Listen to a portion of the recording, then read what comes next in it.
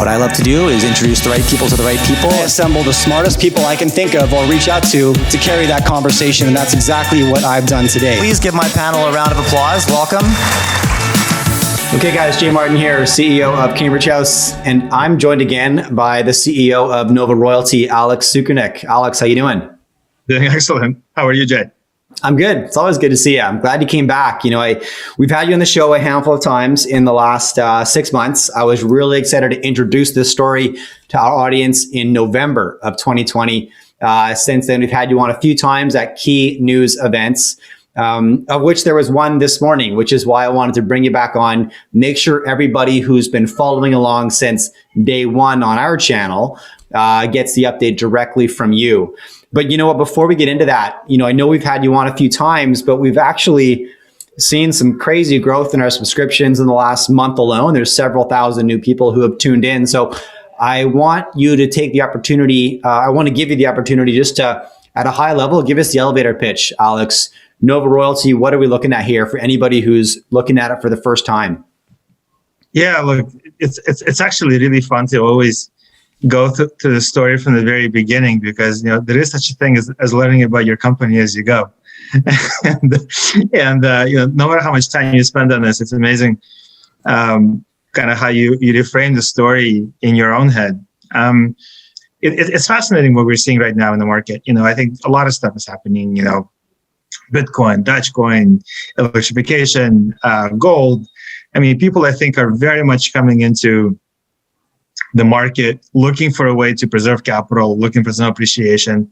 And I do think there's an element that's not so small one of just general confusion, in terms of what is actually happening. And so when we started Nova in 2018, what we saw was a fundamental change in how the world was going to operate. And the energy transition was a big part of that. So, I mean, the younger generation wanted to live in a cleaner world. They did not want to live in the world of fossil fuels. They didn't want to live in the world of carbon. They wanted to live with clean air. They were worried about climate change. There's a lot of, I would say, existential and practical things that were sort of colliding together to create this movement. And we wanted to do something that was really solid in the context of all this.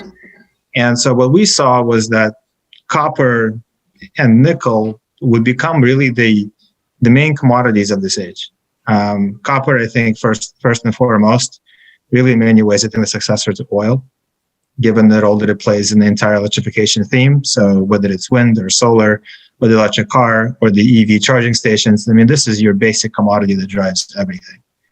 And nickel is really the key commodity in the battery. So if you look at the main battery technologies right now, they're really nickel technologies.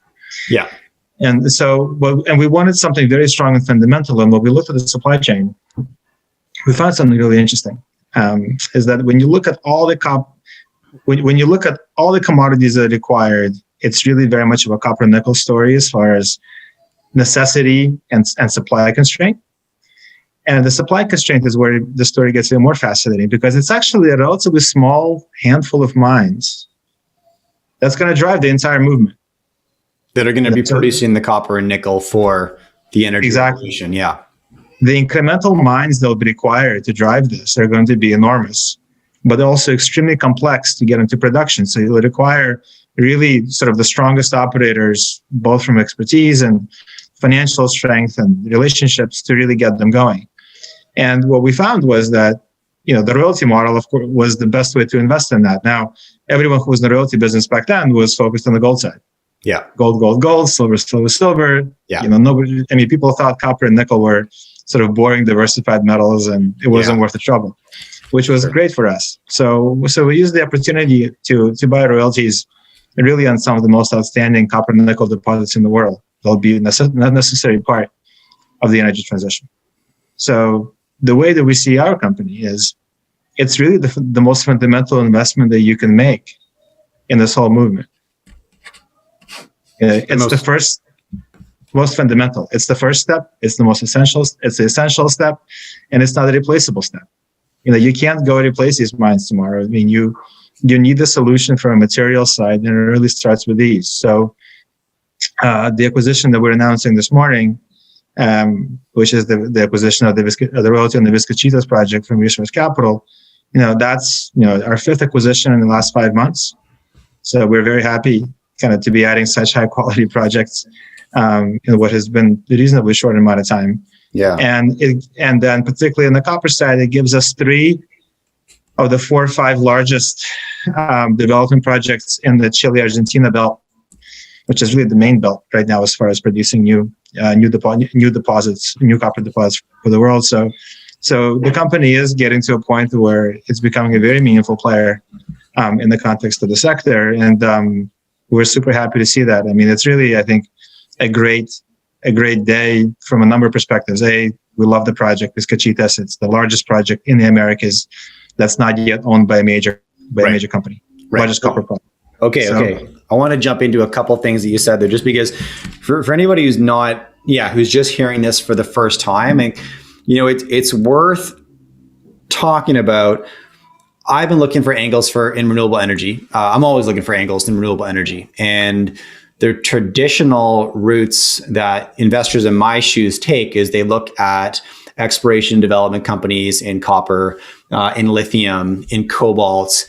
Not, nickel maybe, but, to your point about these mines operate differently, the lifespan, the capital requirements, there's just less investment opportunities, not very many early stage ones, some byproduct opportunities for sure.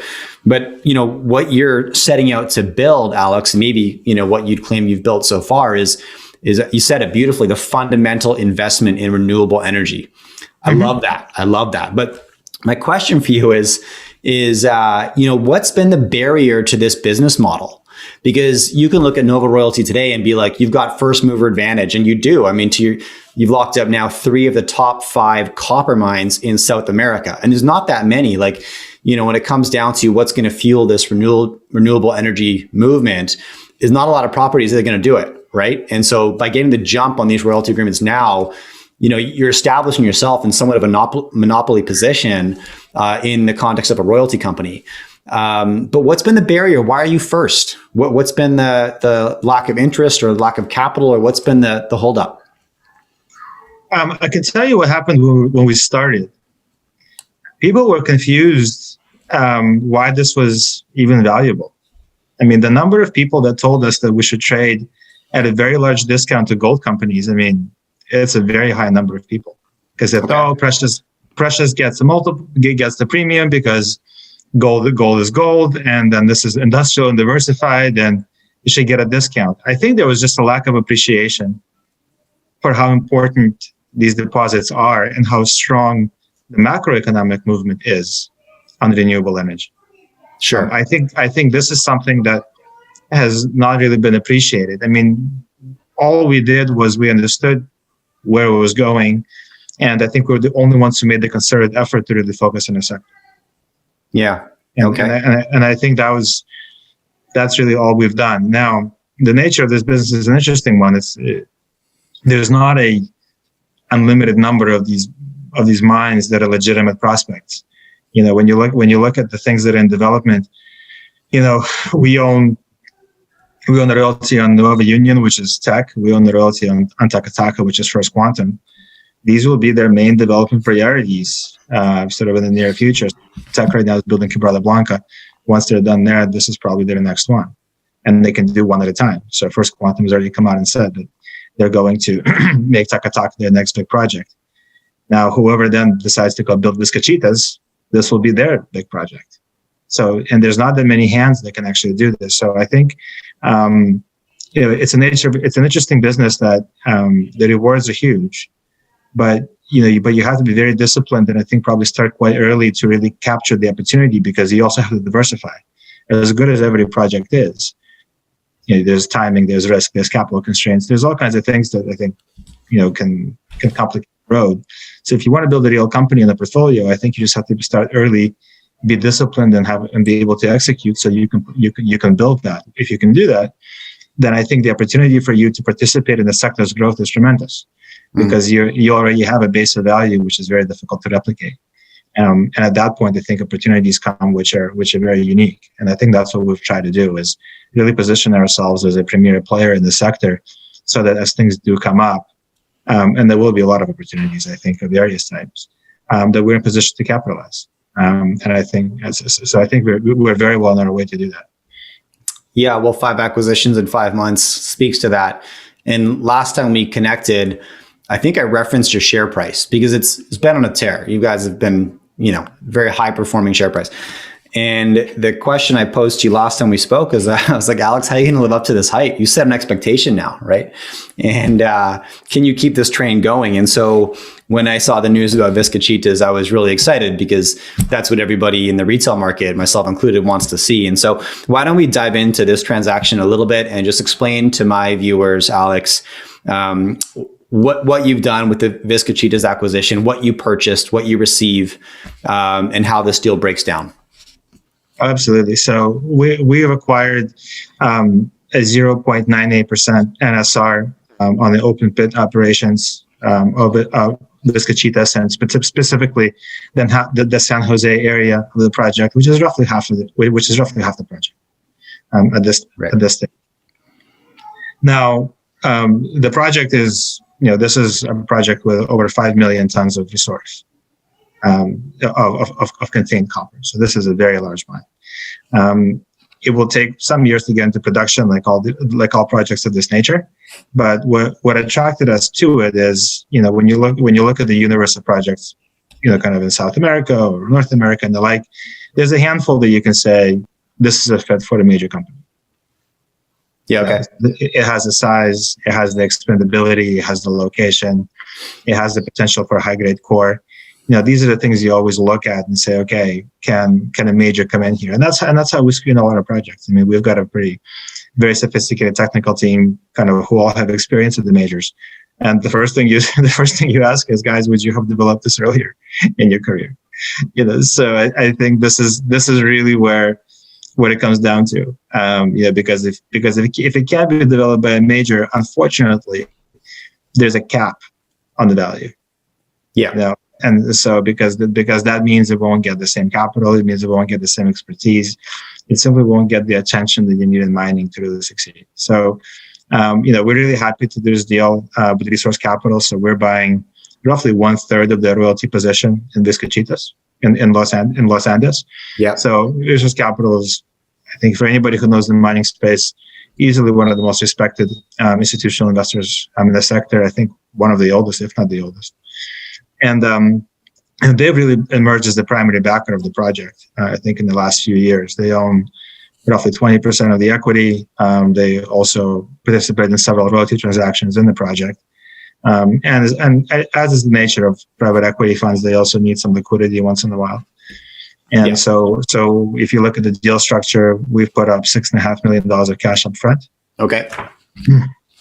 And then another $3.5 million at the conclusion of a drilling permit and the time that they can drill the property again. That's cash as well. This is obviously not. That's in shares. That's in shares. Okay, got it. And then another $6 million in additional payments in shares as the project progresses, hopefully to a joint venture or a sale to a major company. And that's really how we saw the opportunity. Obviously, I think everyone is expecting this to progress to a larger set of hands in the next several years or so. So we thought it made sense to structure the overall transaction with those triggers in mind. And so it's a deal that I think works very well for both of us. For Resource Capital, they bought into this royalty about 12 months ago as part of their ongoing support of the company. I think they want to take some capital out. And also see some return on that investment because they've obviously been a huge backer of the company all across the capital structure. What we wanted to see was that we're comfortable paying some markup over what they had, but we wanted to see the project progress to a point where we could realize the value. Yeah, and I think the structure solves both objectives very well. So we're really happy with it. Assuming the project progresses to where we want it to go, it's a fantastic transaction for Nova. Financially, strategically, we couldn't be happier with it. It also brings Resource Capital on the register as well. I think it's great to have a supportive royalty counterparty like that, who then becomes a meaningful shareholder, hopefully over time. So if you look at the deal economics, it's roughly 60% in equity. Yeah. Overall. Yeah, which is what you want to see. When we did Taca Taca, it was 80% in equity. So I think the theme here is a really strong one. Yeah, people do want to be involved sort of with the company on an ongoing basis. As you saw in the press release, BD Capital increased their commitment to us as well through the credit facility. So their total commitment now is up to $32 million in Nova. So it really, I mean, I'm flattered that we have such strong partners who are endorsing the company through very clear actions. So that's great to see. Yeah, no, I saw that bullet point in the press release about BD increasing the debt facility up to a total now of $32 million. So talking about your cash position, how much do you guys have in the treasury to play with right now? So, I mean, look, we also have the warrant acceleration as well, which we announced about a month ago. So all in, we have about $17 million of cash Canadian. 17 million? Yeah, about 17 million of cash. And then we have another $20 million available in the facility if we need it. So I think our liquidity position is very strong. Okay. Go ahead. Got it. And yeah, just looking at your transaction history, the path forward, you could speculate you're always going to be looking for this cash, heavily weighted equity cash split. Is that? Yeah. Okay. We'd love to see obviously more equity in deals. I think it's the best way for everyone to move forward. But at the same time, I think we're fundamentally a solutions provider. And to people who have these royalties that are of interest to us. So for instance, if you look in the case of Resource Capital, the initial portion is cash because that's something that made a lot of sense, but overall the deal is weighted toward equity. When we did the first Taca Taca deal, it was 80% cash, 20% equity. Then when the shares, I think, had performed very well, and actually their equity portion wound up being worth more than the cash. Then the second deal with Taca Taca was 80% equity and 20% cash. Right. So I think the direction that we're heading toward is people are clearly taking much bigger equity positions in Nova as part of transactions that were in the beginning when it was a smaller company that probably had to prove itself more. And now I think as we're demonstrating proof of concept, I think that you're seeing more buying on the equity side, which is great. Yeah. Okay. I love it. Now, it's pretty strategic how you set yourself up with Teck First Quantum. I mean, we were speaking last week. I think the way you put it was the electrification revolution is going to come down to a very small number of deposits. Your mission since day one's always been to isolate those and be the first mover in all of them. You're doing it, so congrats. And I appreciate that. Anybody appreciates a CEO who does what they say they're going to do. I'm curious, Alex, if in the boardroom you guys are discussing or have discussed the timing and likelihood of a dividend at Nova Royalty. Oh yeah, listen. I mean, this is a frequent subject for discussion. I think it's, if you're a royalty company, I do think that at some point you have to actually give cash to your investors. Absolutely. I think if you look at the nature of our business and what we bought so far, where there's the value and the unique scarcity and value proposition is in the deposits that will be really that tip of the spear in feeding the demand of the world for copper and nickel. That is unquestionably where the real opportunity was. Now, those deposits are scheduled to come into production somewhere between 2025 to 2030. I think the bulk of them are due to come on. Okay. So what we wanted to do first and foremost is to get them into the fold. And we think that that's created a lot of value for our shareholders. Now, on the question of the dividend, I mean, look, we're always looking for new royalty streams. And so we'd definitely love to add some cash flow in the near term. I think that provides excellent balance to the company as well. And so we would love to pay a dividend at the point where we feel it's a sustainable one, and then within the mission of the company. I think we consciously wanted to avoid any kind of market gimmicks, to be a quote unquote a dividend payer. We think we're building a really compelling business that people should want to own. And I think that we'll pay a dividend as soon as we see a sustainable way of doing so. And once we pay it, we'll be paying it for decades to come. It's not going to be one of those conditional quarterly dividends where you have to wonder if they're going to do it. I think once we decide that it's something that we do, we'll follow through on it, just as a matter of course. So it's definitely in the plans. It's just it has to fit into the business organically. And if you look at the cash flows we have so far, that's not the case. So we'll wait until we're in that position. Okay. All right. Well, look, Alex, I appreciate you coming back on for an update. Yeah, like you said, 5 transactions in the last 5 months since we had you on about 5 months ago. You're sitting on about 37 million in cash, debt split, but lots of liquidity.